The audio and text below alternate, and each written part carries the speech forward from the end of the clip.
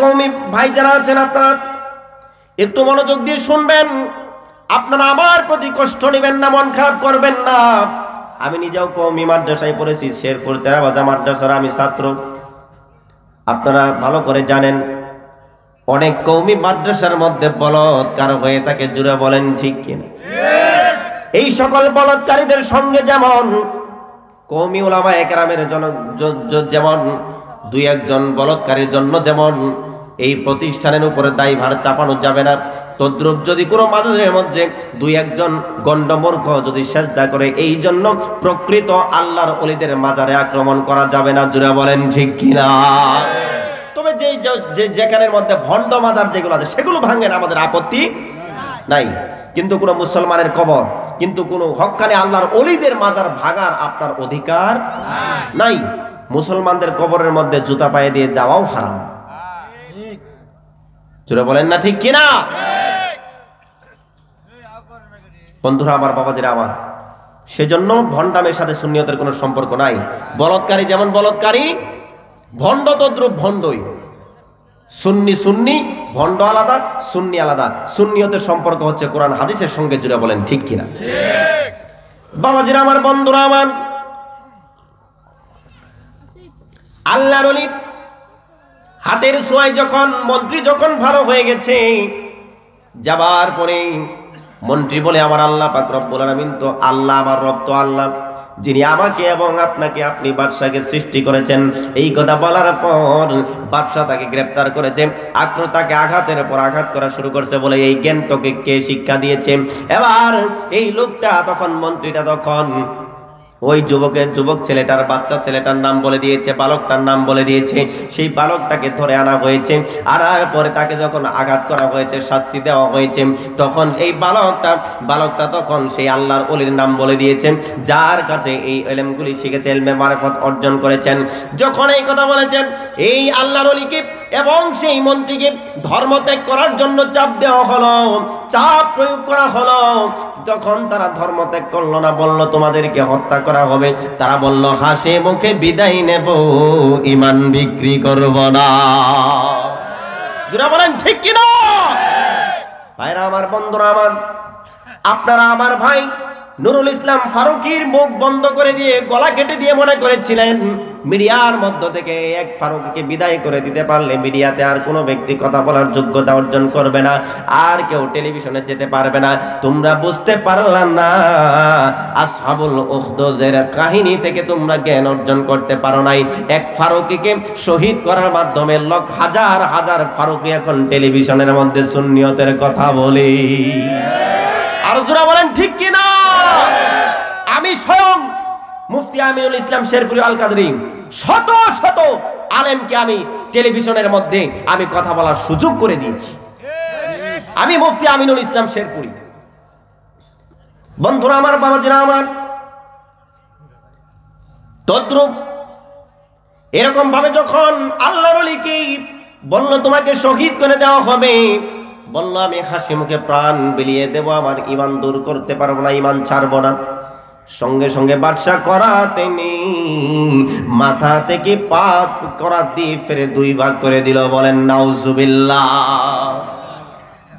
ওই লোকটাকে, মন্ত্রীটাকে মেরে ফেলা হলো, যুবকটাকে ধরা হলো। কয়েকজন সৈন্যবাহিনীকে দিয়ে বলা হলো পাহাড়ের মধ্যে নিয়ে যাও, গিয়ে বলবা এই যেন দিন ত্যাগ করে, যদি দিন ত্যাগ না করে পাহাড়ের চূড়া থেকে তাকে নিক্ষেপ করে তাকে মেরে ফেলবা। এই পাহাড়ের মধ্যে যখন নিয়ে গেছেন, যুবকটা আল্লাহকে ডেকে বলে মাবুদ, আমি যদি সঠিক পথে থাকি তাহলে আপনি আমার রক্ষা করতাম, আর এদেরকে আপনি ধ্বংস করবেন। এই কথা বলার সঙ্গে সঙ্গে সমস্ত পাহাড়টা এমন ভাবে ঝাঁকুনি দিয়েছে, সমস্ত কাফের সৈন্যগণ পরে মরে গেছে। যুবকটা সহি সালামতে আস্তে আস্তে নেমে বাদশার কাছে আসছে। বাদশা আশ্চর্য হয়ে গেছে, ডেকে বলে কি ব্যাপার, তোমাকে হত্যা করার জন্য পাহাড়ের মধ্যে পাঠিয়ে দিলাম, এই পাহাড় থেকে তুমি কেমনে বাঁচলা? আমার সৈন্যগুলি কোথায়? বলে তারা সবাই মরে গেছে। কেমনে? বল উখদুদ অগ্নিকুণ্ডে নিক্ষিপ্তকারী যারা ছিল, আমাদের নবীজির পূর্বে তারা দুনিয়ার মধ্যে আগমন করেছিল। হাজার হাজার বছর আগের পূর্বের ঘটনা। এক বাদশাহ ছিল, জাম ছিল তার জুনওয়াস। এই বাদশাহ সে এত বড় শক্তিশালী বাদশা ছিল, সে নিজে কি খোদা দাবি করেছিল? জোরে বলেন নাউজুবিল্লাহ। তার একটা জাদুকর ছিল। এই জাদুকর যখন বৃদ্ধ বয়সের মধ্যে উপস্থিত হয়ে গেল, বৃদ্ধ বয়সের মধ্যে যখন সে একেবারে বার্ধক্যে পৌঁছে গেল, বৃদ্ধ হয়ে গেল, বুড়া হয়ে গেল, সেই সময় একদিন সে বাদশাকে ডেকে বলে, বাদশা নামদার, আমি তো বৃদ্ধ হয়ে গেছি, কখন মরে যাই আমার তো কোনো শিওর নাই। আপনি আমাকে একটা বিচক্ষণ একটা বালককে এনে, একটা ছোট্ট একটা বালক শিশুকে, ছেলে শিশুকে আমার কাছে চালাক জ্ঞানী একটা শিশুকে এনে দিন, যেই শিশুকে আমি আমার জাদু বিদ্যাগুলি শিখিয়ে যাব। এই জাদু বিদ্যাগুলির ফলে আপনাকে আপনার ভবিষ্যৎ সম্পর্কে আপনাকে ধারণা দিতে পারবে, জাদুর মাধ্যমে আপনার বিভিন্ন উপকার করতে পারবে, যেমন আমি তা করি, আমার স্থলাভিষিক্ত করে যাব। এই কথা বলার পরে বাদশা তখন একজন বিচক্ষণ বুদ্ধিমান জ্ঞানী একটা বালককে, ছোট্ট বালককে তার শাগরিদ করে দিল, তার কাছে নিয়োগ করে দিল জাদুবিদ্যা শিখার জন্য। এই বালকটা যখন এই জুনওয়াস বাদশার দরবারের মধ্যে জাদুকরের কাছে যখন জাদু শেখার জন্য আসে, জাদু শিখতে আসার সময় সে আসতেছে, প্রতিদিন আসে যায়। হঠাৎ করে একদিন রাস্তার মধ্যে দেখে এই রাস্তার পাশে একজন আল্লাহর ওলি, আল্লাহর দ্বীন ইসলাম সম্পর্কে কোরআন হাদিস অর্থাৎ দ্বীন ইসলামের বিধানগুলি শিক্ষা দেয়। জুড়ে বলেন সুবহানাল্লাহ। কে? আল্লাহর ওলি, আল্লাহওয়ালা। হাদিসের মধ্যে লেখছে আল্লাহওয়ালা। আল্লাহওয়ালা বাংলা ভাষায়, বাংলাদেশের সহজ কথাই হচ্ছে আল্লাহর ওলি। আল্লাহর, জুড়ে বলেন আল্লাহর। তার মানে আল্লাহর ওলিদের কথা সূরা বুরুজের মধ্যে আল্লাহ এনেছেন। সবাই বলেন মারহাবা। আরো জোরে বলেন একবার মারহাবা। আমরা জানি পূর্বে আলোচনা করা হয়েছে সূরা ফাতিহার মধ্যে আল্লাহ পাক রব্বুল আলামিন ওলিয়া উলিয়াদের কথাগুলি আলোচনা করেছেন। সূরা বাকারা পবিত্র কোরআনের 2 নাম্বার সূরা, সেই সূরার নামটা বাকারা করা হয়েছে, গরুর নামে সূরা নাজিল করা হয়েছে। এই গরুর নামে কেন সূরা নাজিল করা হলো? গাভীর নামে। এই বাকারা শব্দের অর্থ হলো গাভী। এই গাভীটা সাধারণ কোনো গাভী ছিল না, এই গাভীটাও আল্লাহ তাআলার ওলির গাভী ছিল।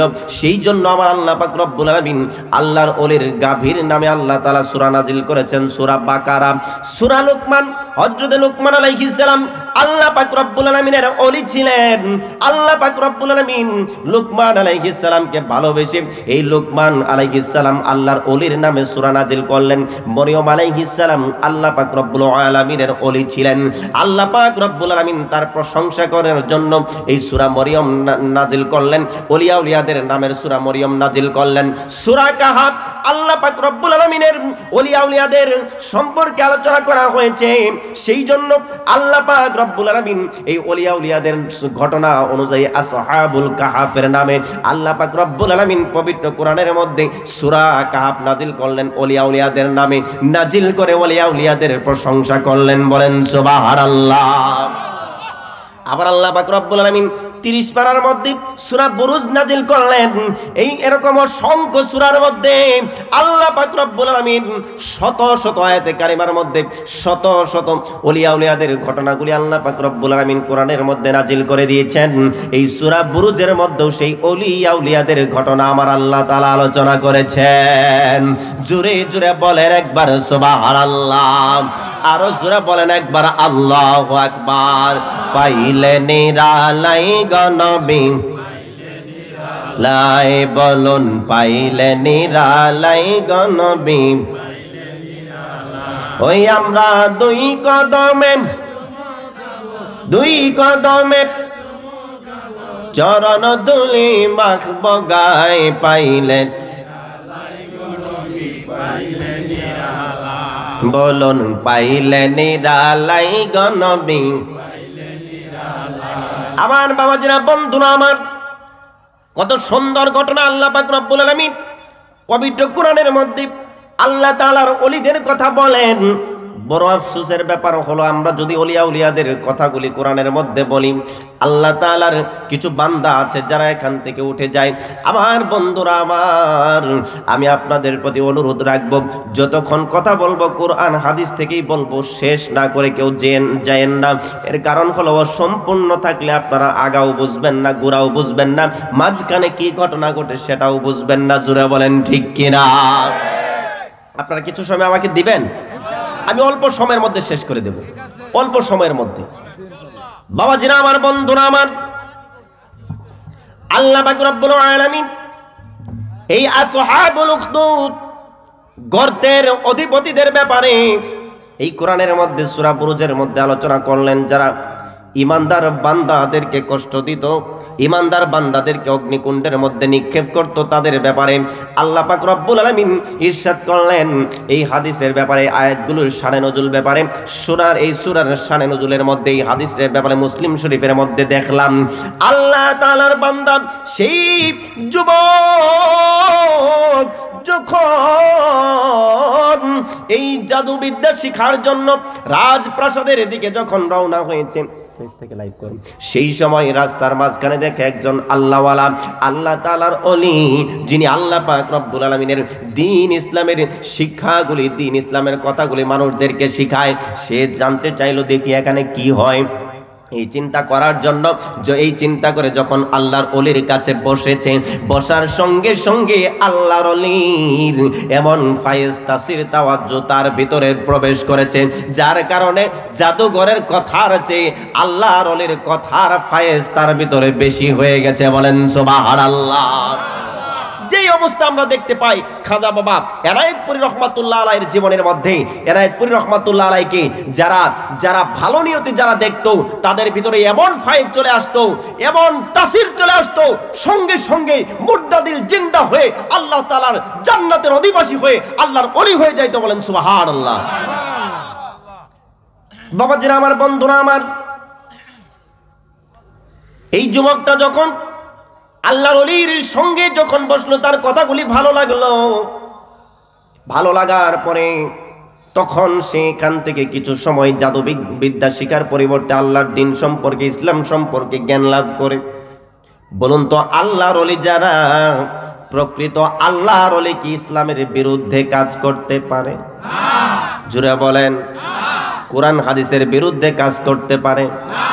আল্লাহর ওলি তারাই হয় যারা কোরআন এবং হাদিস অনুযায়ী জীবন পরিচালনা করে। জুড়ে বলেন ঠিক কিনা?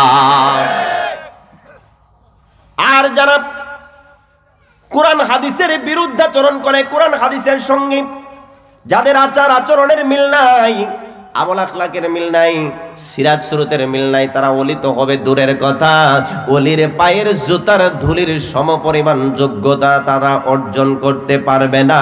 তারা একটা জিনিস হইতে পারবে, সেটা হলো ওলিউশ শয়তান, শয়তানের ওলি। আল্লাহর ওলি হতে পারে। ওলি দুই প্রকার। ওলি কয় প্রকার? দুই প্রকার। একটা হচ্ছে ওলি আল্লাহ, আরেকটা হচ্ছে ওলিউশ শয়তান। ওলি আল্লাহ হচ্ছে আল্লাহর বন্ধু, ওলিউশ শয়তান হচ্ছে শয়তানের বন্ধু। আল্লাহর বন্ধু যারা, তারা নামাজ পড়ে, রোজা করে, হজ করে, যাকাত করে, হালাল হারাম বেঁচে চলে, পর্দা পশিদায় চলে। যারা শয়তানের বন্ধু, তারা বলে কিসের নামাজ, কিসের কি নামাজ লাগবে না, রোজা লাগবে না, হজ লাগবে না, কিচ্ছু লাগবে না, মনের নামাজ বড় নামাজ, বাইরের নামাজ লাগে না। বলেন ঠিক কিনা? যারা ভণ্ড, যারা শয়তানের ওলি, তাদের মুখে এরকম কথা বের হয়। বলেন ঠিক কিনা? বন্ধুরা আমার, বাবাজিরা আমার, খাজা বাবা এনায়েতপুরীর জীবনী যদি আপনারা একটু খুলে দেখেন, তার বাণীগুলি যেখানে লেখা আছে, দরবার শরীফের বিভিন্ন জায়গার মধ্যে সাইনবোর্ড লেখা আছে, সেখানের মধ্যে লেখা আছে সাবধান, সাবধান, শরীয়তের বিধানগুলি অবশ্যই অবশ্যই বাধ্যতামূলক পালন করতে হবে। আছে না বাজান? আছে না? আজকে প্রায় 1 মাস হয়ে যাচ্ছে আমি এনায়েতপুর দরবার শরীফের ইমামের দায়িত্ব পালন, ইমাম হিসেবে সেখানে খাজা বাবা এনায়েতপুর রহমাতুল্লাহ আলাইহির চরণে তিনি আমাকে আপনাদের দোয়ার বরকতে কবুল করেছেন। প্রায় 1 মাস হয়ে গেছে। আমি দেখেছি দরবার শরীফের মধ্যে ঝাড়ু যারা দেয়, যারা দরবারে ঝাড়ু দেওয়ার খেদমত যারা করে, তারাও তাহাজ্জুদের সময় উঠে তাহাজ্জুদ পড়ে রহমতে শরীক হয়ে আল্লাহর জিকির আজগার, মিলাদ কিয়াম এবং ফজরের নামাজ জামাত একদিনও কাজা হয় না। সবাই বলেন একবার মারহাবা। আপনারা অনেকেই না যে আপনারা মন্তব্য করেন, একটু গিয়ে দেখে আসেন। আমি আপনাদেরকে এনায়েতপুর দরবার শরীফটা দেখার জন্য একবার দাওয়াত দিলাম। সেখানে গিয়ে 2-4 দিন 5 দিন দরবারের ভিতরেই মসজিদের বারান্দায় অবস্থান করুন, তারপরে দেখুন দরবার শরীফে কি হয়। ঠিক কিনা বলেন? হক্কানি ওলিয়া উলিয়ার দরবার এমনই হয়। বলেন ঠিক কিনা? বাবাজিরা আমার, বন্ধুরা আমার, সেই যুবকটা আল্লাহর ওলির কাছে কিছু সময় জ্ঞান অর্জন করে, তারপর যখন জাদুকরের কাছে যায়, দেরি হওয়ার কারণে তাকে মায়ের দেওয়া হয়। আবার ফেরার পথে যখন আল্লাহর ওলির দরবারে বসে জ্ঞান অর্জন করে বাড়িতে ফেরার কারণে তার আম্মা জান তাকে মায়ের দেয়, দুই জায়গার মধ্যে মায়ের খায়। হুজুর তখন আল্লাহর ওলি শিক্ষা দিলেন, ও বাবা তুমি একটু কাজ করবা, যখন জাদুকরের কাছে যাইবা তখন বলবা বাড়ি থেকে আমাকে দেরিতে ছেড়েছে।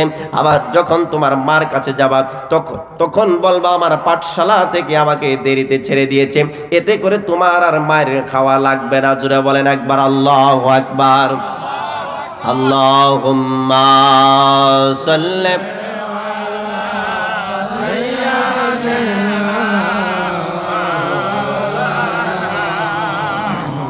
ওয়া আলা আলি সাইয়্যিদিনা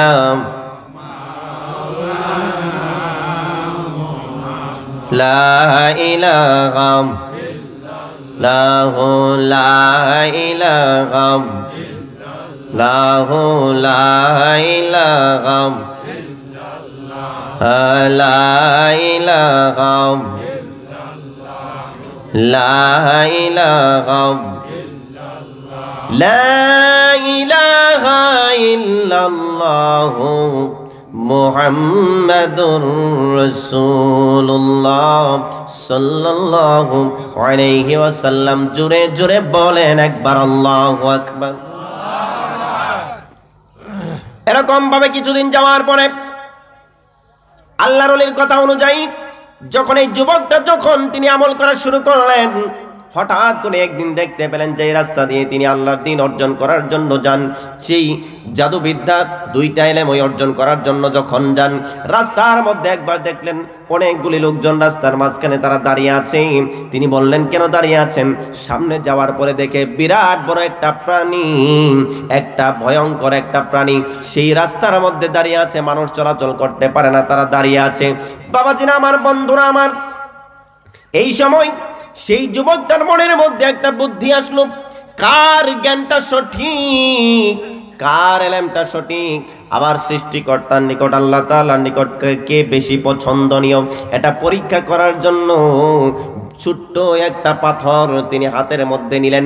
নেবার পরে তিনি আল্লাহকে বললেন, ও আমার আল্লাহ, ও আমার আল্লাহ, যদি আমার এই আল্লাহওয়ালা আল্লাহ তাআলার বন্ধুটা, যদি বন্ধুর দিনগুলি কথাবার্তাগুলি যদি আপনার কাছে আপনার একমাত্র আপনার হয়ে থাকে, আল্লাহ তাআলার আপনার কাছে যদি এটা যদি উত্তম হয়ে থাকে, জাদুবিদ্যাটা যদি খারাপ জিনিস হয়ে থাকে, এই উত্তম কাজ যদি আল্লাহওয়ালার দিনটা যদি জ্ঞানগুলি যদি উত্তম হয়ে থাকে, তাহলে আপনি আল্লাহওয়ালাকে এই আল্লাহওয়ালার খাতিরে আপনি এই পাথর দ্বারা, ছোট্ট পাথর দ্বারা বিশাল প্রাণীটাকে মেরে ফেলবেন যাতে মরে যায়। জোরে বলেন সুবহানাল্লাহ। এই কথা বলে পাথরটা নিক্ষেপ মারছে। যদি আল্লাহওয়ালার এলেম যদি ঠিক থাকে, তিনি যদি সঠিক পথে থাকেন, তাহলে এই ছোট্ট পাথরের আঘাতেই যাতে এই বড় প্রাণীটা মরে যায়। এই কথা বলে যখন ঢিল মারছে, সাথে সাথে বিশাল আকারের প্রাণীটা সাথে সাথেই মরে গেছে।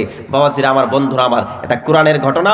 তাফসিরে ইবনে কাসির যদি খুলেন সেখানেও পেয়ে যাবেন, তাফসিরে মারিফুল কোরআনেও পাবেন, তাফসিরে মাজহারের মধ্যেও পাবেন, তাফসিরে তাবারির মধ্যেও পাবেন।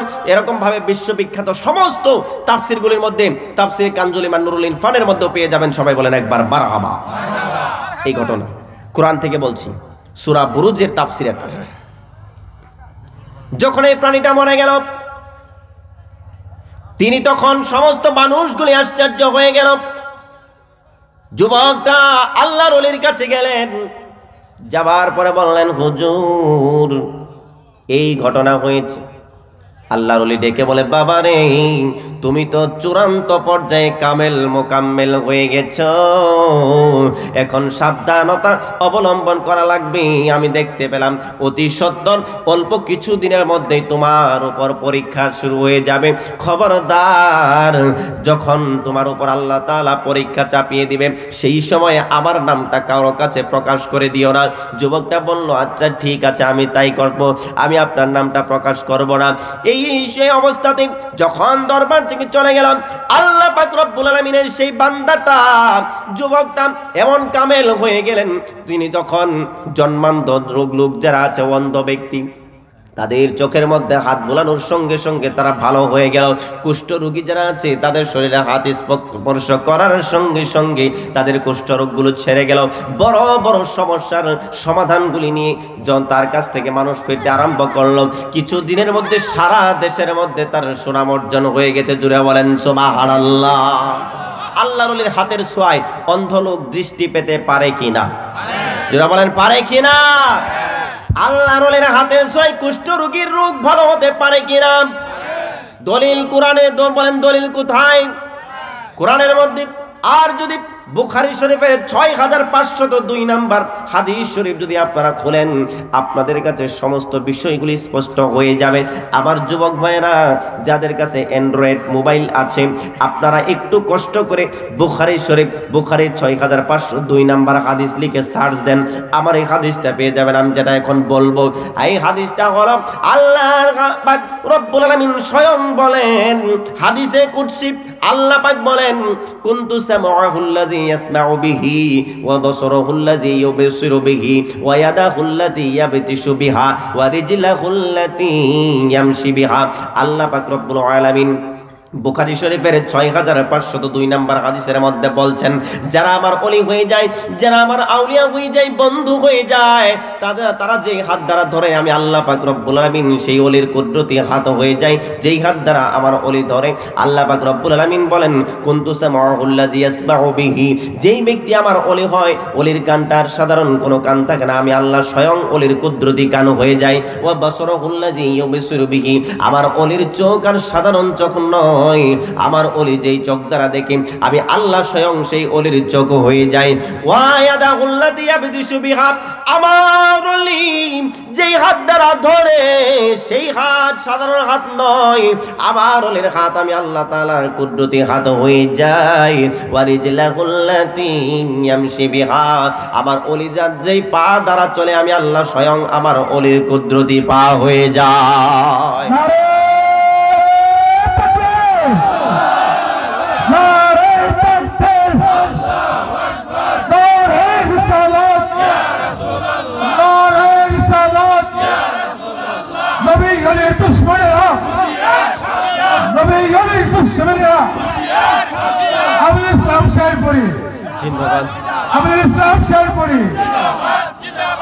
বাবাজিরা আমার, বন্ধুরা আমার, একটু মনোযোগ দিয়ে কথাগুলি শুনতে হবে। যদি বিশ্বাস না হয়, আপনারা মোবাইলের মধ্যে সার্চ দেন বুখারী শরীফ 6502 নাম্বার হাদিস, সঙ্গে সঙ্গে এই হাদিসটা চলে আসবে। আল্লাহ তাআলা স্বয়ং বলেছেন, যারা আমার ওলি হয়, আমি আল্লাহ তাআলা আমার ওলির কুদরতি চোখ হয়ে যায়। যারা আমার ওলি হয়, আমি আল্লাহ তাআলা কুদরতি কান হয়ে যাই, চোখ হয়ে যায়, কুদরতি হাত হয়ে যায়, ওলির কুদরতি পা আমি আল্লাহ স্বয়ং হয়ে যাই। বুখারী শরীফের মধ্যে হাদিসে কুদসি আল্লাহ তাআলা স্বয়ং কথাটা বলে দিয়েছেন। সেই জন্য আমরা দেখি আল্লাহর ওলি যখন কোনো অসুস্থ বান্দার শরীরের মধ্যে হাত বুলিয়ে দেন, সেই অসুস্থ মানুষটা সুস্থ হয়ে যায়। যখন কোনো মৃত মানুষকে বিইজনিল্লাহ বলে, কিংবা মৃত কোনো প্রাণীকে যখন তারা উঠতে বলে, সেটা দাঁড়িয়ে যায়। আপনারা জানেন গাউসে পাক আব্দুল কাদের জিলানী রাহমাতুল্লাহ আলাইহি, তিনি হাজার হাজার মৃত মানুষকে জীবিত করেছেন। গরিবের আওয়াজ খাজা মঈনুদ্দিন চিশতি রাহমাতুল্লাহ আলাইহি, মৃত তার নামের বরকতে মৃত জীবিত হয়ে গেছে। হযরতে বাহাউদ্দিন নকশবন্দি বুখারী রাহমাতুল্লাহ আলাইহি মৃতকে জীবিত করেছেন। মুজাদ্দিদ আল ফিসানি রাহমাতুল্লাহ আলাইহি মৃতকে জীবিত করেছেন। বাংলার জমিনে শাহজালাল ইয়ামিনী রাহমাতুল্লাহ আলাইহি, শাহ পরানী ইয়ামিনী রাহমাতুল্লাহ আলাইহি মৃতকে জীবিত করেছেন। তদ্রুপ বাংলার জমিনের মধ্যে খাজা বাবা রহমাতুল্লাহ আলাইহি মৃতকে জীবিত করেছেন। জোরে বলেন না একবার সুবহানাল্লাহ। হক্কানি ওলিয়া উলিয়া যারা, তাদের দ্বারা সম্ভব। এর কারণ হচ্ছে তাদের হাত সাধারণ হাত। জোরে বলেন সাধারণ হাত না। বাবাজিরা আমার, বন্ধুরা আমার, এই ছোট্ট যুবকটা আল্লাহ পাক রব্বুল আলামিনের ওলি হয়ে গেছে। আমি বানানো কোনো কথা বলছি না। মুসলিম শরীফ, পবিত্র কোরআন শরীফের মধ্যে সূরা বুরুজের তাফসীর, এটা আপনারা যদি এখন যদি মন চায়, আপনারা তাফসীর ইবনে কাসির ডাউনলোড করেন, নেটের মধ্যে আপনারা সার্চ দেন সূরা বুরুজ। এই সূরা বুরুজের 4 নাম্বার আয়াত থেকে আপনারা তাফসীরটা দেখেন, এই ঘটনাটা পেয়ে যাবেন। সবাই বলেন একবার মারহাবা। উস্তাদ যখন শুনছে, ওই যে আল্লাহর ওলি যে এখন ওর হাতের ছোঁয়ায় কুষ্ঠরোগী ভালো হয়ে যায়, জন্মান্ধ ভালো হয়ে যায়, অসুস্থ মানুষ সুস্থ হয়ে যায়, বিপদ আপদ কেটে যায়। তখন বলতেছে, বাবা তোমার কাছে এখন পরীক্ষা আসবে, তুমি আমার নামটা বলিও না। সংক্ষিপ্ত করে দিচ্ছি, যেহেতু রাত 1টা বেজে গেছে, আমি দীর্ঘায়িত করব না। আবার ফজর পরে আমাকে দরবার শরীফে, এনায়েতপুর দরবার শরীফে চলে যেতে হবে, সেজন্য আমি দেরি করব না, আপনাদের অল্প সময়ের মধ্যে ছেড়ে দেব। সংক্ষিপ্ত করে দেই। এই ঘটনা যখন জানাজানি হয়ে গেছে, হঠাৎ করে একদিন বাদশার এক মন্ত্রী সে অন্ধ হয়ে গেছে। সুবহানাল্লাহ। এই মন্ত্রী অন্ধ হয়ে গেছে, কয়েকদিন থেকে দরবারে আসে না। বাদশা খোঁজ নিয়ে দেখে সে অন্ধ হয়ে গেছে। এই মন্ত্রীটা যখন ওই বালকের কথা শুনেছে, অনেকগুলি ধন সম্পদ নিয়ে সেই বালকের কাছে উপস্থিত হয়ে গেছে, আল্লাহর ওলির কাছে উপস্থিত হয়ে গেছে।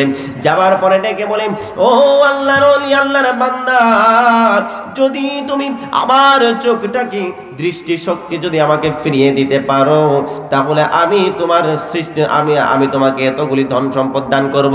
আল্লাহর ওলি বললেন, আমার ধন সম্পদের দরকার নাই, তুমি আল্লাহ তাআলার প্রতি যদি ঈমান আনো, আমি আল্লাহ তাআলার কাছে আমি দোয়া করব। আমিও তো ভালো করতে পারি না, আমি আল্লাহর কাছে দোয়া করি, আল্লাহ পাক রব্বুল আলামিন সেটা ভালো করে দেন। তুমি যদি সেই আল্লাহর প্রতি ঈমান আনো, তাহলে তোমার জন্য আমি দোয়া করব, তোমার চোখ ভালো হয়ে যাবে। জোরে বলেন সুবহানাল্লাহ।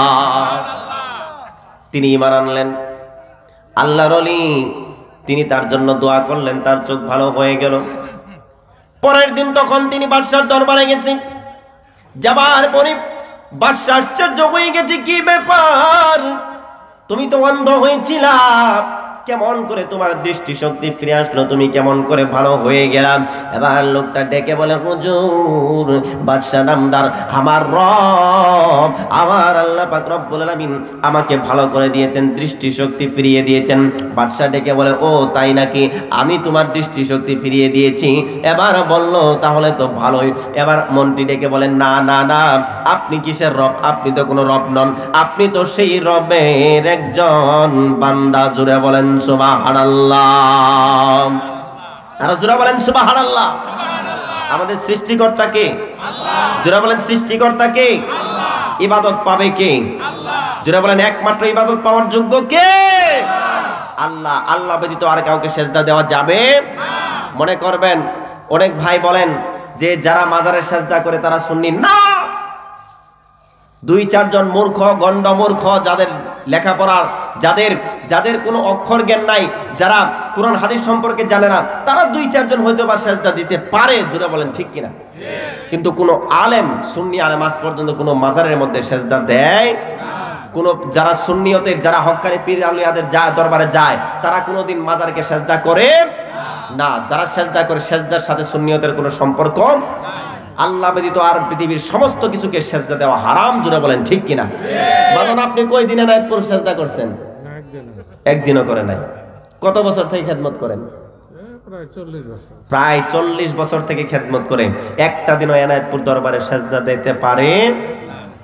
আপনাদেরকে বলে যাচ্ছি, এনায়েতপুর দরবার শরীফের গেট থেকে শুরু করে বাজারের গেট পর্যন্ত আপনি যতগুলি সাইনবোর্ড পাবেন, প্রত্যেকটা সাইনবোর্ডের মধ্যে লেখা আছে আল্লাহ ব্যতীত আর কাউকে সেজদা করা যাবে না।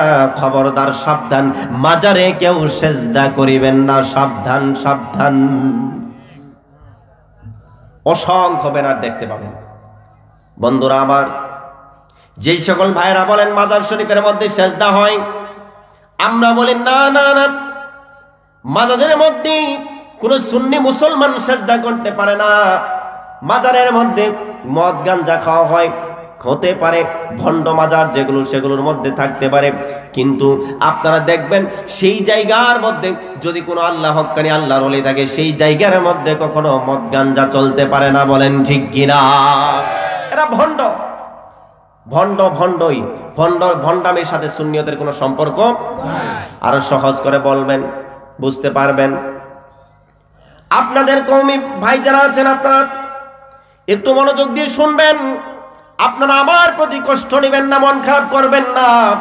আমি নিজেও কওমি মাদ্রাসায় পড়েছি, শেরপুর তেরাবাজা মাদ্রাসার আমি ছাত্র। আপনারা ভালো করে জানেন, অনেক কওমি মাদ্রাসার মধ্যে বলৎকার হয়ে থাকে। জুড়ে বলেন ঠিক কিনা? এই সকল বলৎকারীদের সঙ্গে যেমন কওমি উলামায়ে কেরামের যেমন দুই একজন বলৎকারীর জন্য যেমন এই প্রতিষ্ঠানের উপরে দায়ভার চাপানো যাবে না, তদ্রুপ যদি কোনো মাজারের মধ্যে দুই একজন গণ্ডমূর্খ যদি সেজদা করে, এই জন্য প্রকৃত আল্লাহর ওলিদের মাজারে আক্রমণ করা যাবে না। জোরে বলেন ঠিক কিনা? তবে যেখানের মধ্যে ভণ্ড মাজার যেগুলো আছে সেগুলো ভাঙেন, আমাদের আপত্তি নাই। কিন্তু কোনো মুসলমানের কবর, কিন্তু কোনো হক্কানি আল্লাহর ওলিদের মাজার ভাঙার আপনার অধিকার নাই। মুসলমানদের কবরের মধ্যে জুতা পায়ে দিয়ে যাওয়াও হারাম। জোরে বলেন না ঠিক কিনা? বন্ধুরা আমার, বাবাজিরা আমার, সেজন্য ভণ্ডামের সাথে সুন্নিয়তের কোনো সম্পর্ক নাই। বলৎকারী যেমন বলৎকারী, ভণ্ড তদ্রুপ ভণ্ডই। সুন্নি সুন্নি, ভণ্ড আলাদা, সুন্নি আলাদা। সুন্নিয়তের সম্পর্ক হচ্ছে কোরআন হাদিসের সঙ্গে। জুড়ে বলেন ঠিক কিনা? বাবাজিরা আমার, বন্ধুরা আমার, আল্লাহর ওলি হাতের ছোঁয়ায় যখন মন্ত্রী যখন ভালো হয়ে গেছে, যাবার পরে মন্ত্রী বলে আমার আল্লাহ পাক রব্বুল আলামিন তো আল্লাহ, আমার রব তো আল্লাহ, যিনি আমাকে এবং আপনাকে, আপনি বাদশাকে সৃষ্টি করেছেন। এই কথা বলার পর বাদশা তাকে গ্রেফতার করেছে, তাকে আঘাতের পর আঘাত করা শুরু করছে। বলে এই জ্ঞান তোকে কে শিক্ষা দিয়েছে? এবার এই লোকটা তখন, মন্ত্রীটা তখন ওই যুবক ছেলেটার, বাচ্চা ছেলেটার নাম বলে দিয়েছে, বালকটার নাম বলে দিয়েছে। সেই বালকটাকে ধরে আনা হয়েছে। আনার পরে তাকে যখন আঘাত করা হয়েছে, শাস্তি দেওয়া হয়েছে, তখন এই বালকটা তখন সেই আল্লাহর ওলির নাম বলে দিয়েছে, যার কাছে এই ইলমগুলি শিখেছে, ইলমে মারিফত অর্জন করেছেন। যখন এই কথা বলেছেন, এই আল্লাহর ওলিকে এবং সেই মন্ত্রীকে ধর্মত্যাগ করার জন্য চাপ দেওয়া হলো, চাপ প্রয়োগ করা হলো। তখন তারা ধর্মত্যাগ করলো না, বলল তোমাদেরকে হত্যা করা হবে। তারা বলল হাসি মুখে বিদায় নেব, ঈমান বিক্রি করব না। যারা বলেন ঠিক কি না? ভাইরা আমার, বন্ধুরা আমার, আপনারা আমার ভাই নুরুল ইসলাম ফারুকীর মুখ বন্ধ করে দিয়ে, গলা কেটে দিয়ে মনে করেছিলেন মিডিয়ার মধ্য থেকে এক ফারুকীকে বিদায় করে দিতে পারলে মিডিয়াতে আর কোনো ব্যক্তি কথা বলার যোগ্যতা অর্জন করবে না, আর কেউ টেলিভিশনে যেতে পারবে না। তোমরা বুঝতে পারলা না, আসহাবুল উখদুদের কাহিনী থেকে তোমরা জ্ঞান অর্জন করতে পারো নাই। এক ফারুকীকে শহীদ করার মাধ্যমে হাজার হাজার ফারুকী এখন টেলিভিশনের মধ্যে সুন্নিয়তের কথা বলে। আর যারা বলেন ঠিক কিনা? আমি স্বয়ং মুফতি আমিনুল ইসলাম শেরপুরি আল কাদরি শত শত আলেমকে আমি টেলিভিশনের মধ্যে আমি কথা বলার সুযোগ করে দিয়েছি। আমি মুফতি আমিনুল ইসলাম শেরপুরি। বন্ধুরা আমার, বাবাজিরা আমার, তদ্রুপ এরকম ভাবে যখন আল্লাহর ওলিকে বলল তোমাকে শহীদ করে দেওয়া হবে, বলল আমি হাসি মুখে প্রাণ বিলিয়ে দেব, আমার ঈমান দূর করতে পারবো না, ঈমান ছাড়বো না। সঙ্গে সঙ্গে বাদশা করাতে মাথা থেকে পা করাত দিয়ে ফেরে দুই ভাগ করে দিল। বলেন নাউজুবিল্লাহ। ওই লোকটাকে, মন্ত্রীটাকে মেরে ফেলা হলো, যুবকটাকে ধরা হলো। কয়েকজন সৈন্যবাহিনীকে দিয়ে বলা হলো পাহাড়ের মধ্যে নিয়ে যাও, গিয়ে বলবা এই যেন দিন ত্যাগ করে, যদি দিন ত্যাগ না করে পাহাড়ের চূড়া থেকে তাকে নিক্ষেপ করে তাকে মেরে ফেলবা। এই পাহাড়ের মধ্যে যখন নিয়ে গেছেন, যুবকটা আল্লাহকে ডেকে বলে মাবুদ, আমি যদি সঠিক পথে থাকি তাহলে আপনি আমার রক্ষা করতাম, আর এদেরকে আপনি ধ্বংস করবেন। এই কথা বলার সঙ্গে সঙ্গে সমস্ত পাহাড়টা এমন ভাবে ঝাঁকুনি দিয়েছে, সমস্ত কাফের সৈন্যগণ পরে মরে গেছে। যুবকটা সহি সালামতে আস্তে আস্তে নেমে বাদশার কাছে আসছে। বাদশা আশ্চর্য হয়ে গেছে, ডেকে বলে কি ব্যাপার, তোমাকে হত্যা করার জন্য পাহাড়ের মধ্যে পাঠিয়ে দিলাম, এই পাহাড় থেকে তুমি কেমনে বাঁচলা? আমার সৈন্যগুলি কোথায়? বলে তারা সবাই মরে গেছে। কেমনে মরলো? বলে আমার আল্লাহ পাক রব্বুল আলামিন তাদেরকে মেরে দিয়েছেন। এবার সাথে সাথে দ্বিতীয়বার তাকে আবার গ্রেফতার করা হলো। গ্রেফতার করে তাদেরকে বলা হলো একে সাগরের মাঝখানে নিয়ে যাও। সমুদ্রের মাঝখানে নিয়ে যাওয়ার পর দিন ত্যাগ করতে বলবা, যদি দিন ত্যাগ না করে, ইসলাম যদি না ছেড়ে দেয়, সমুদ্রের মধ্যে নিক্ষেপ করে তাকে হত্যা করবা, পানিতে চুবিয়ে মারবা। যখন সমুদ্রের মাঝখানে নিয়ে গেছে, যুবকটা আল্লাহকে ডেকে বলে আল্লাহ, আমি যদি আপনার দিনের মধ্যে সঠিক পথে থেকে থাকি তাহলে আপনি আমার রক্ষা কর্তা, এদেরকে ধ্বংস কর্তা। এই কথা বলার সঙ্গে সঙ্গে সমস্ত বাদশার সৈনিকগুলি ধাপ ধাপ করে পানিতে পড়ে ডুবে মারা গেল। এবার আল্লাহর ওলি যুবকটা তখন সেই সহি সালামতে আবার বাদশার দরবারে পৌঁছে গেল। বাদশার দরবারে যাওয়ার পরে বাদশা আশ্চর্য হয়ে গেছে, কি ব্যাপার, কি ব্যাপার, তুমি কেমন করে বাঁচলাম, আমার সৈনিকগুলি কোথায়?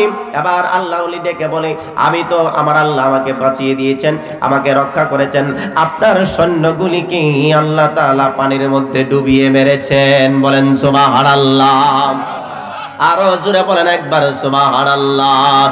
আল্লাহু আল্লাহু আল্লাহু আল্লাহু আল্লাহু আল্লাহু আল্লাহু আল্লাহু আল্লাহু আল্লাহু আল্লাহু আল্লাহু। আমার বাবাজিরা, বন্ধুরা আমার, যুবকটা তো আমি একেবারে সংক্ষিপ্ত করে দিচ্ছি। যুবকটা আল্লাহকে ডেকে বলে, মা রে বাদশা নামদার, বাদশাকে ডেকে বলেন, এই বাদশা তুমি আমাকে কোনোদিন মারতে পারবা না, আমার আল্লাহ ব্যতীত আমাকে কেউ এই দুনিয়ার জমিন থেকে আমাকে মৃত্যু দিতে পারবে না। তবে হ্যাঁ, যদি তুমি আমার কথা অনুযায়ী আমাকে মারতে পারো, আমার কথা অনুযায়ী যদি তুমি আমাকে আক্রমণ করো, মারতে পারবা। বলে কেমন করে মারবো, কেমন করে মারতে পারবো বলো?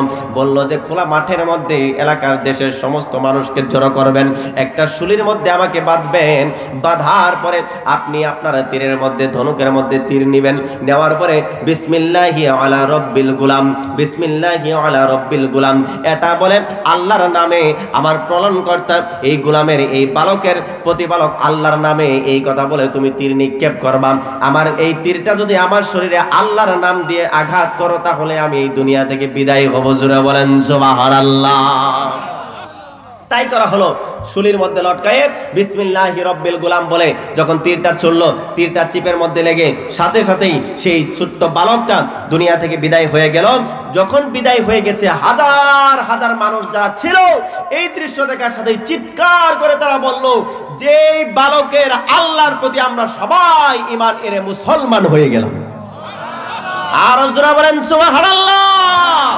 নারে তাকবীর, নারে সালাত, নারে গাউসিয়া, ইয়া গাউসুল আজম দস্তগীর, নারে তাকবীর, আল্লাহু আকবার, আলে সালাত ওয়াল জামাত, জিন্দাবাদ জিন্দাবাদ, আলে সালাত ওয়াল জামাত, জিন্দাবাদ জিন্দাবাদ, নারে তাকবীর, আল্লাহু আকবার।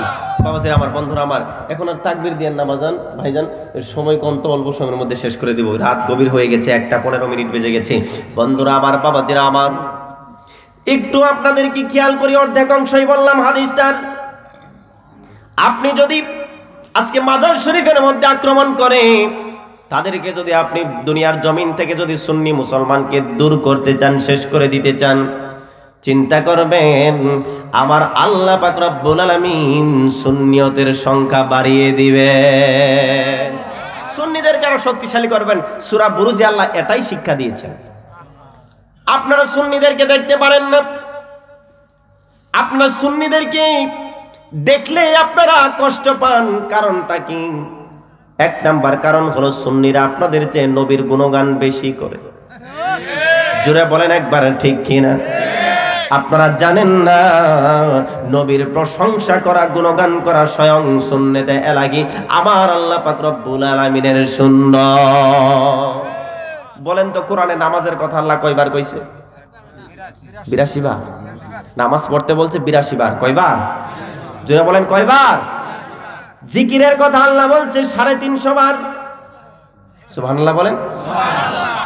বন্ধুরা আমার, এই কোরআনের মধ্যে সবচেয়ে বেশি যেই বিষয়ে আলোচনা করেছেন আমার আল্লাহ পাক রব্বুল আলামিন, সেটা হলো নবীজির প্রশংসা। আমার আল্লাহ পাক রব্বুল আলামিন পবিত্র কোরআনের মধ্যে 1500 আয়াতের মধ্যে আমার দয়াল নবীজির প্রশংসা করেছেন। আমরা সেই নবীজির প্রশংসা করি। আল্লাহ পাক রব্বুল আলামিন 1500 আয়াতের মধ্যে নবীজির প্রশংসা করেছেন। সেই প্রশংসা করার কারণে আমাদেরকে আঘাত করেন, আমাদেরকে বকা দেন, আমাদেরকে মারেন, আমাদেরকে বিভিন্ন ধরনের কথাবার্তা বলেন, আমাদেরকে ভণ্ড বলেন, বেদাতি বলেন। না, কোরআন হাদিস মানলে কেউ কখনো ভণ্ড বেদাতি হতে পারে না। যারা কোরআন হাদিস মানে না তারাই ভণ্ড বেদাতি, জুড়ে বলেন ঠিক কিনা? বন্ধুরা আমার, বাবাজিরা আমার, সুন্নিরা, আপনারা সুন্নিদেরকে দেখলে কষ্ট পান, কারণ হলো তারা মিলাদ শরীফ পড়ে। আপনারা জানেন না এই মিলাদ শরীফ পড়াটা হলো স্বয়ং আল্লাহ পাক রব্বুল আলামিনের আদেশ। সূরা আহজাবের 56 নম্বর আয়াত। মিলাদ শরীফে কি করা হয়? একটাও তো খারাপ কাজ করা হয় না। মিলাদ শরীফের মধ্যে সর্বপ্রথম কোরআন তেলাওয়াত করা হয়। কোরআন তেলাওয়াত ভালো কাজ না খারাপ কাজ? কোরআন তেলাওয়াত করার পরে নবীজির উপর দরুদ পড়া হয়। দরুদ পড়া ভালো না খারাপ? সবচেয়ে বড় আমল হচ্ছে দরুদ শরীফ। স্বয়ং আল্লাহ ফেরেশতাদেরকে নিয়ে দরুদ পড়ে, ইন্নাল্লাহা ওয়া মালাইকাতাহু ইউসাল্লুনা আলান নবী। আমি আল্লাহ আমার ফেরেশতাদেরকে, নিশ্চয়ই আমি আল্লাহ আমার ফেরেশতাদেরকে নিয়ে নবীজির উপর দরুদ শরীফ পড়ি।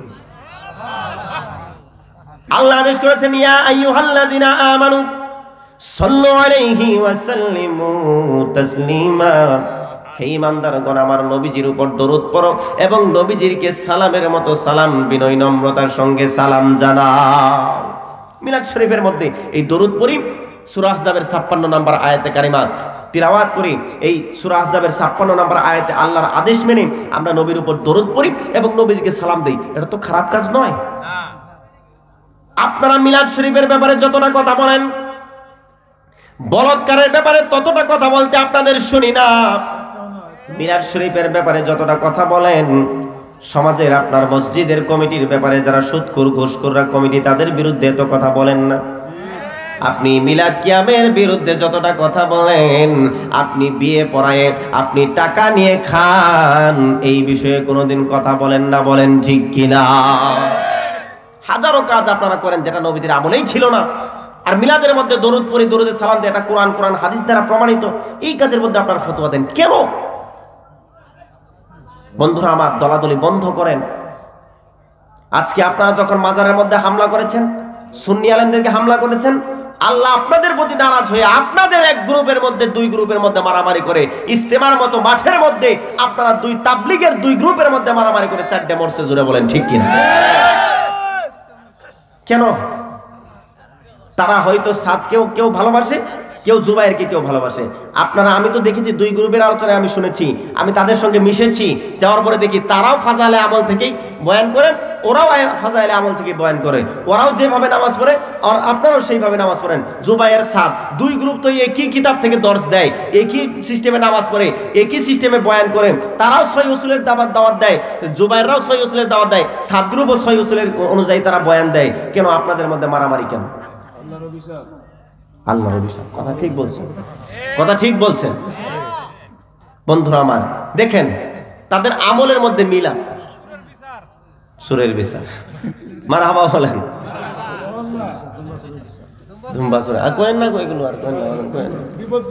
হেরা, এখন এইটা দিয়ে আমি খুব টেনশন। আমার এখানে একটা গুরুত্বপূর্ণ একটা প্রশ্ন আসছে। প্রশ্নটা আপনাদেরকে আগে বলি, জবাবটা একটু পরে দেবো। হুজুর, অনেক দরবার শরীফের মধ্যে লুটপাট করা হয়েছে, হামলা করা হয়েছে, কিন্তু সেই দরবারের অলি যারা আছেন তারা কোনোই কিছুই করতে পারলেন না। কেন? তাদের কি কোনো তাহলে কোনো ক্ষমতা নাই? প্রশ্নটা ঠিক না বেঠিক? যুক্তিসম্মত না? প্রশ্নটা যুক্তিসম্মত। কিন্তু আপনারা বলেন আল্লাহর ওলি, আল্লাহর ওলির মাজারে আক্রমণ করা হলো, আল্লাহর ওলিরা তখন কোথায় ছিলেন?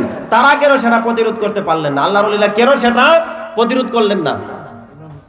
চুরি করা হলো, ভাঙচুর করা হলো, আল্লাহর ওলিরা কেন সেটা ঠেকাতে পারলেন না? কথা যুক্তি আছে না? আল্লাহর ওলিরা তো মরে না। আল্লাহ কোরআনের মধ্যে বলেছেন, ওয়ালা তাকুলু লিমা ইয়াকুতালু ফি সাবিলিল্লাহি আমওয়াত বাল আহইয়াউ ওয়ালাকিন লা তাশউরুন। যারা আল্লাহর রাস্তায় যারা জীবন বিলিয়ে দেয় তাদেরকে তোমরা মৃত বলিও না, তারা জীবিত, কিন্তু তোমরা বুঝতে পারো না। সূরা বাকারার মধ্যে আল্লাহ তাআলা বলেছেন। তাহলে তারা কেন ফিরাতে পারলেন না? ওলিয়া উলিয়ার হাত যদি আল্লাহর কুদরতি হাত হয়, ওলিয়া উলিয়াদের পা যদি আল্লাহর কুদরতি পা হয়, ওলিয়া উলিয়াদের চোখ কান মুখ যদি আল্লাহর কুদরতি অঙ্গ প্রত্যঙ্গ হয়ে যায় হাদিসে কুদসির মধ্যে, তাহলে তারা কেন ফিরাতে পারলেন না? কথা তো, প্রশ্ন তো যুক্তিসঙ্গত। জোরে বলেন ঠিক কিনা? জবাবটা আমি যুক্তিসঙ্গতই দিয়ে যাব। সবাই বলেন ইনশাআল্লাহ। আর বলেন ইনশাআল্লাহ। আমি আপনাদেরকে যেটা বোঝাতে চেয়েছিলাম সূরা বুরুজের মাধ্যমে, আপনারা দেখেন একটু একটা বিষয় চিন্তা করলেন না? আপনারা নিজেরা মুসলমানরা যখন বিদ্রুপ যখন হিংসা শুরু করে দিয়েছেন, বিধর্মীরা তখন এটা নিয়ে হাসাহাসি করছে। আপনি একবার চিন্তা করলেন না? এই লোকটা মিলাদ পড়ে, আল্লাহ রাসূলকে সন্তুষ্ট করার জন্যই মিলাদ পড়ে, ঠিক কিনা বলেন? আমরা জিকির আজগার করি, আল্লাহর সন্তুষ্টির জন্যই জিকির আজগার করি। হয়তো দাঁড়ায় করি, বসে করি, যেমনি চাই তেমনি করি, জোরে করি বা আস্তে করি। কিন্তু কোরআনের মধ্যে বলেন ওয়াল্লাযিনা ইয়াযকুরুনাল্লাহা কিয়ামান ওয়া কুউদান ওয়া আলা জুনুবিকুম ওয়া আলা জুনুবিহিম, দুইটা আয়াতের মধ্যে আছে আল্লাহ পাক রব্বুল আলামিন দাঁড়িয়ে বসে শুয়ে জিকির করার জন্য কথা কোরআনের মধ্যে বলেছে। জিকির দাঁড়ায়ও করতে পারবেন, বসেও করতে পারবেন, শুয়েও করতে পারবেন। আল্লাহ এখানে বলে নাই আস্তে করো, জোরে করো বলে নাই, জোরেও করতে পারবেন, আস্তেও করতে পারবেন। মারহাবা বলেন। আমরা জিকির করার কারণে আমাদের সাথে আপনারা হিংসা করেন না, এটা করবেন না। আমরা আল্লাহকে স্মরণ করতেছি, আল্লাহর ভয়ই করতেছি, জান্নাত থেকে জান্নাত পাওয়ার জন্যই করি, দুজক থেকে বাঁচার জন্যই করি। জুড়ে বলেন ঠিক কিনা? বন্ধুরা আমার, বাবাজিরা আমার, এদিকে যাচ্ছি না, আলোচনা শেষ করে দিব। একটা জিনিস আপনাদেরকে বলতে চাই, মুসলমানদের মধ্যে দলাদলি, মারামারি, এগুলো সবকিছু ছেড়ে দেন। আপনার আমার দলাদলির কারণেই আজকে দেশের সর্বোচ্চ যেই জায়গাটা সেটা হচ্ছে মন্ত্রণালয়, যেই মন্ত্রণালয়টা আজকে নাস্তিকেরা দখল করে নিচ্ছে। জুড়ে বলেন ঠিক কিনা? শুধু আমাদের এই গুতাগুতির জন্য। আমরা যদি গুতাগুতি বন্ধ করি, মন্ত্রণালয়ের মধ্যে আমরা হুজুররাই থাকবো। জুড়ে বলেন ঠিক কিনা? আর আপনারা গুতাগুতি বন্ধ না কইরা যতই চেষ্টা করেন, যতই দল বানান, খুদার কসম কিয়ামত পর্যন্ত আপনারা সেই সংসদে যেতে পারবেন না। সংসদে যেতে চাইলে মুসলমান যারা আছেন, সমস্ত মুসলিম দলগুলোর গোতাগুতি বন্ধ করতে হবে। জুড়ে বলেন ঠিক কিনা? আমরাও চাই সংসদ, জাতীয় সংসদ কোরআনের আইন দ্বারা পরিচালিত হোক। জুড়ে বলেন ঠিক কিনা?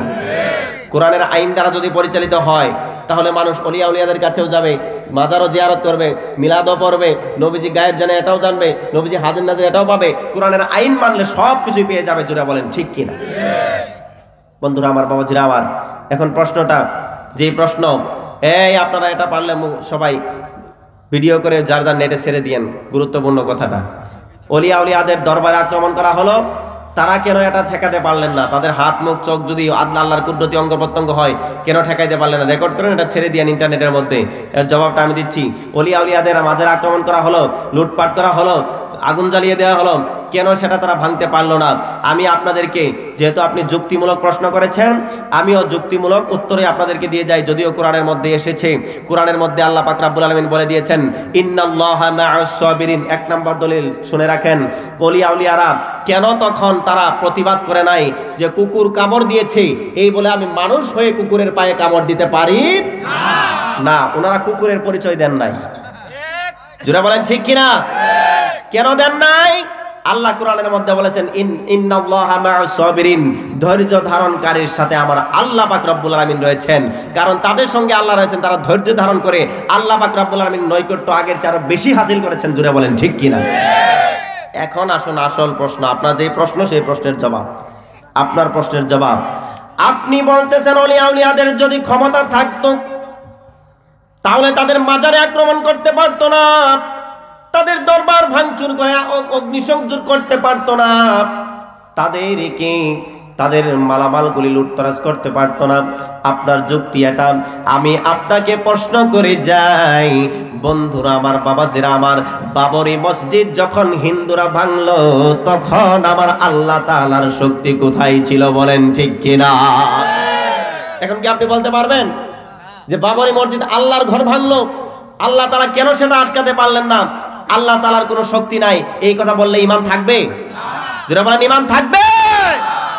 আপনার প্রশ্নের জবাব হলো এটা। বাবরি মসজিদ ভাঙার সময় আল্লাহ পাক রব্বুল আলামিন যেই অবস্থানের মধ্যে ছিলেন, আল্লাহ তাআলা যেমন সেই সময় সাথে সাথে এই মসজিদে আক্রমণকারীদেরকে আল্লাহ পাক রব্বুল আলামিন প্রতিহত করেন নাই। আল্লাহর ওলিরাও সুন্নতে আলাহি, আল্লাহ তাআলার সেই সুন্নত আদায় করার জন্যই মাজারে যখন আক্রমণ করা হয়েছে, আল্লাহর ওলিদের দরবারে যখন আক্রমণ করা হয়েছে, তখন আল্লাহর ওলিরাও সেই জন্য সাথে সাথে রিঅ্যাকশন দেখান নাই। কিন্তু কয়েকদিন পরে আল্লাহ সবাইকে ছাড় দেন, সুযোগ দেন, কিন্তু ছেড়ে দেন ছাড় দেন। আপনারা যারা মাজারের মধ্যে আগুন দিয়েছেন, মাজারে ভাঙচুর করেছেন, আপনাদের গ্রুপের মধ্যে, 2 গ্রুপের মধ্যে, মসজিদের মধ্যে আপনাদেরকে জুতা দিয়ে ঢিলাইছে। জোরে বলেন ঠিক কিনা? আরো জোরে বলেন ঠিক কিনা? বাইতুল মুকাররমের মধ্যে ওনারাই জুতা দিয়ে ঢিলাঢিলি করছে। এক দল আরেক দলের জুতা মারছে, আরেক দল আরেক দলকে জুতা মারছে। 2 দলই হচ্ছে গ্রুপের মধ্যে একই গ্রুপ, সেই মিলাদ কিয়াম বিরোধী গ্রুপ। জোরে বলেন ঠিক কিনা? ইস্তেমার মাঠের মধ্যে আল্লাহ তাআলার ওলিদের সেই বিচারটা হয়েছে। নিজেরাই 2 দল, তারা মিলাদ কিয়াম বিরোধী দল, ওলিয়া উলিয়ার বিরোধী দল, নিজেরাই নিজেদের মধ্যে মারামারি কইরে মাইরা ফলাইছে, মার্ডার করছে, হাসপাতালের মধ্যে পাঠাইছে। জোরে বলেন ঠিক কিনা? এটাই আল্লাহর ওলিদের খেলা। প্রশ্নের জবাব শুনে নেন। আল্লাহর ওলিদের ক্ষমতা আছে, যেমন করে আল্লাহ তাআলার ক্ষমতা আছে। বাবরি মসজিদ ভাঙার সময় আল্লাহ পাক রব্বুল আলামিন যেমন নীরবতা, আল্লাহ পাক রব্বুল আলামিন যেমন সাথে সাথে প্রতিক্রিয়া দেখান নাই, তদ্রুপ মাজারে যখন আল্লাহর ওলিদের উপরে যখন আক্রমণ করা হয়েছে, আল্লাহর ওলিদের উপর যখন লুটতরাজ করা হয়েছে দরবারের মধ্যে, তখনও আল্লাহর ওলিরাও তখন সেইভাবেই সাথে সাথে প্রতিক্রিয়া দেখান নাই। যেমন করে আল্লাহ পাক রব্বুল আলামিন বাবরি মসজিদ ভাঙার সময় প্রতিক্রিয়া দেখান নাই, আল্লাহ তাআলার সুন্নত আল্লাহর ওলিরা আদায় করেছেন। জুড়ে বলেন ঠিক কিনা? জবাব পাইছেন বাজান? জবাব ঠিক আছে তো? ঠিক আছে। আল্লাহ পাক রব্বুল আলামিন আমাদের সবাইকে বুঝার তৌফিক দান করুন। আমরা সবাই বলি আমিন। আমরা নবীজিকে দাঁড়িয়ে সালাম জানাই, ইয়া নবী